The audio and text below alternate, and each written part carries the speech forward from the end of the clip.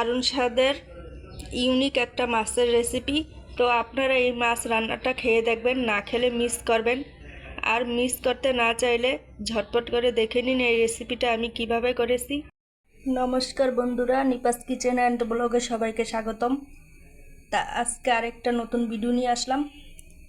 তা আজকে আমি আপনাদেরকে ইউনিক একটা মাছের রেসিপি করে দেখাবো। তো তার জন্য আমি এখানে পাঙ্গাস মাছ নিয়েছি।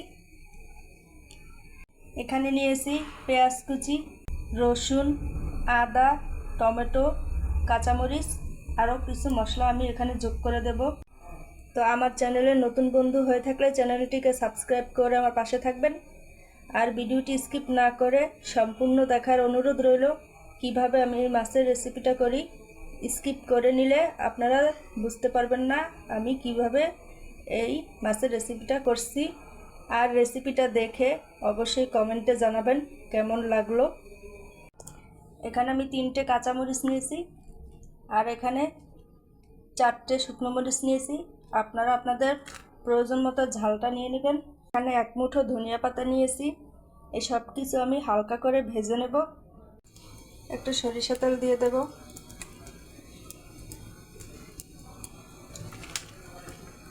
তেলটা গরম হয়ে গেছে, এখন সব কটা মশলা আমি দিয়ে দেব।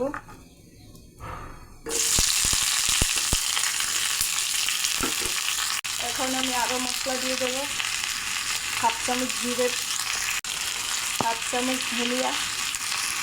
আর যার জন্য এই রান্নাটা দ্বিগুণ স্বাদ হবে সেই উপকরণটা দিয়ে দেব।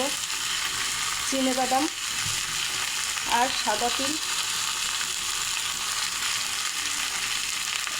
এবার এই সব কটা মশলা আমি ভেজে নেব। খুব বেশি কড়া করে ভাজবো না। এই যে দেখুন, মশলাটা আমি খুব কড়া ভাজিনি, শুধু একটু নরম করে নিয়েছি। এবার আমি এটা নামিয়ে নেব।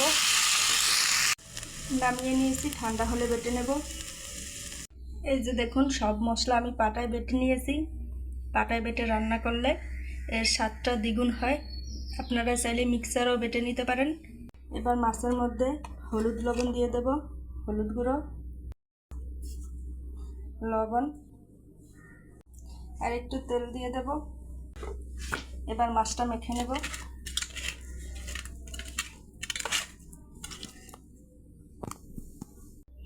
এবার বেটে রাখা মশলাগুলো দিয়ে দেব।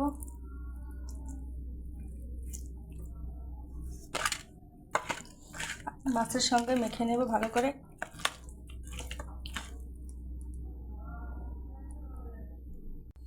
এই যে এইভাবে আমি মেখে নিয়েছি। তো 10 মিনিটের জন্য রেখে দেব, তাহলে মাছের ভেতর লবণ মশলা সব ঢুকে যাবে। এই যে আমি একটা ফ্রাই প্যান বসিয়ে দিয়েছি, এবার তেল দিয়ে দেব। ফ্রাই প্যানে রান্না করলে মাছটা সুন্দর রান্না হয় আর মাছের নিচে লেগে যায় না।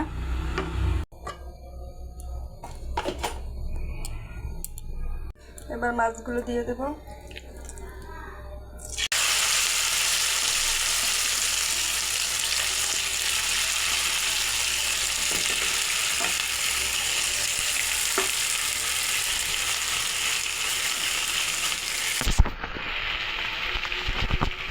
একবার উল্টিয়ে দেব।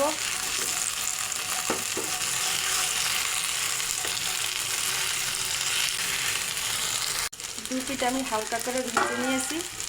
এবার এই থালাটা ধুয়ে আমি জল দিয়ে দেব।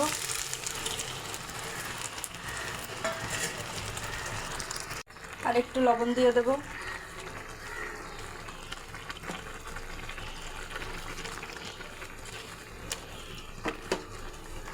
এবার এটাকে ঢাকনা দিয়ে ঢেকে রান্না করে নেব।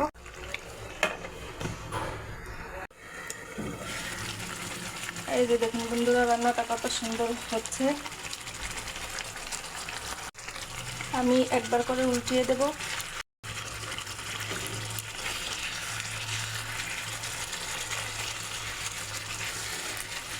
এই যে উল্টিয়ে নিয়েছি।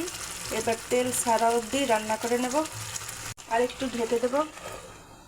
এই যে দেখুন, ঢাকনার উপর থেকেই বোঝা যাচ্ছে যে তেল ছাড়ছে মাছ আর মশলার গা থেকে। মাছ আর মশলা থেকে তেলটা ছেড়ে দিয়েছে। তার মানে রান্নাটা হয়ে আসছে। আর একটু রান্না করে নেব। বন্ধুরা, আপনারা যদি না খেয়ে থাকেন তাহলে মিস করবেন, এইভাবে একবার হলেও খেয়ে দেখবেন। দেখুন রান্নাটা পুরোপুরি হয়ে গেছে। কেউ বুঝতেই পারবে না যে কাঁচা মাছ এভাবে রান্না করা যায়। তো মাছটা হয়ে গেছে, আমি এবার নামিয়ে নেব। তো রান্নাটা আমার হয়ে গেছে, নামিয়ে নেব। তো ভিডিওটি ভালো লাগলে লাইক শেয়ার করে দিবেন। তো এই পর্যন্ত, সবাই ভালো থাকুন, সুস্থ থাকুন, নমস্কার।